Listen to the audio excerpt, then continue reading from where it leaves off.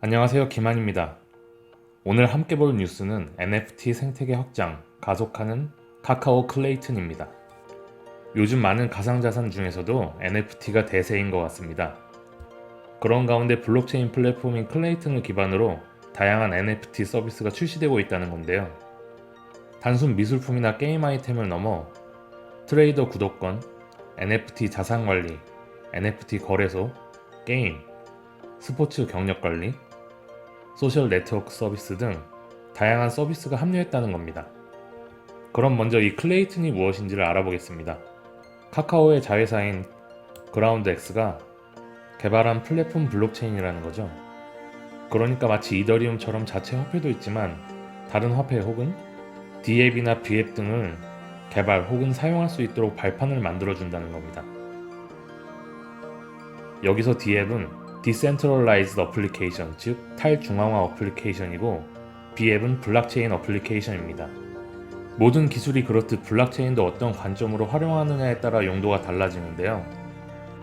그중 탈중앙화에 초점을 맞춘 어플리케이션들이 D앱입니다. 블록체인의 장점들이 탈중앙화, 투명성, 추적 가능성, 불변성, 익명성 등이라고 볼 때 그 활용이 꼭 D앱 형태가 아닐 수도 있죠. 그래서 탈중앙화보다 포괄적인 블록체인의 장점을 활용하는 B앱이라는 용어가 나온 것입니다. 굳이 D앱이 아닌 B앱이라는 용어를 쓰는 걸 보면 알 수 있듯이 클레이튼의 가장 큰 특징은 현재 탈중앙화보다는 대중화에 필요한 기반을 먼저 갖춰 유저를 끌어들이려 하고 있습니다. 점유율이 올라가면 또 어떨지는 모르겠지만요. 클레이튼은 클레이튼 거버넌스 카운슬이라는 연합체가 구성되어 있는데요. 이 그림이 클레이튼 거버넌스 카운슬입니다. 규모가 큰 회사들이 많이 보이죠? 이 연합체가 클레이튼의 기술 사업 등에 대한 주요 의사결정과 합의 노드 운영을 담당합니다. 이 클레이튼에서 NFT 쪽에 공을 많이 들이는데 이 스탯이 클레이튼을 통해 트레이더 구독권 NFT를 발행했다는 겁니다. 마치 한국 골프장 회원권처럼 유명 트레이더 매매 내역을 구독하여 보다가 남에게 팔 수도 있다는 거죠. 마치 한국 골프장 회원권이 골프장을 이용하다가 다른 사람에게 판매할 수 있는 것처럼. 이 스탯이 클레이튼을 선택한 이유는 이렇습니다. 이더리움을 기반으로 했다면 NFT 만드는 것 따로, 월렛 등록 혹은 만드는 것 따로 해야 하는데 클레이튼을 이용하면 카카오톡 월렛 클립을 활용해 1억 명 넘는 유저들이 클레이튼 기반 서비스를 즉시 이용할 수 있다는 겁니다.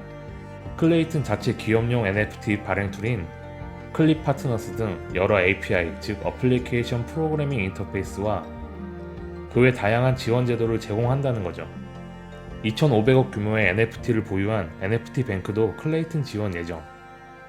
NFT 뱅크는 통합 NFT 자산관리 플랫폼입니다. 서로 다른 지갑에 흩어진 NFT를 한눈에 파악하고 거래 이력을 확인할 수 있도록 해준다는 거죠. 또 자체 개발한 NFT 가치평가 기능을 제공한다고 합니다. 김민수 대표는 NFT는 예술, 게임 등을 뛰어넘어 시장도 활용 분야도 계속 넓어질 것이라고 합니다. 1조 7천억 EV의 NF 거래소 오픈시도 클레이튼과 기술적 통합을 마치고 5월부터 클레이튼 기반 NFT의 유통 및 거래가 가능하도록 만들었다고 하죠. 현재 경매가 진행 중이라는 겁니다. 그 밖에도 NFT 기반 소셜미디어 마이템스, 스포츠 경력 관리 플랫폼 프로젝트 위드, MMO 게임 왕국의 영예 등도 클레이튼 NFT를 지원한다고 합니다. 클레이튼은 누구나 손쉽게 NFT를 만들고 글로벌 시장에 유통할 수 있는 인프라를 구축했다는 겁니다. 아티스트들 뿐만 아니라 일반 유저도 자신만의 무언가가 있다면 누구든 NFT를 만들 수 있다는 겁니다. 위에서 말씀드린 미술품, 게임, 아이템 등등을 포함해 NFT의 활용 범위는 정말 다양한데요. 국보 70호인 훈민정음 해례본도 NFT로 만든다고 하고요.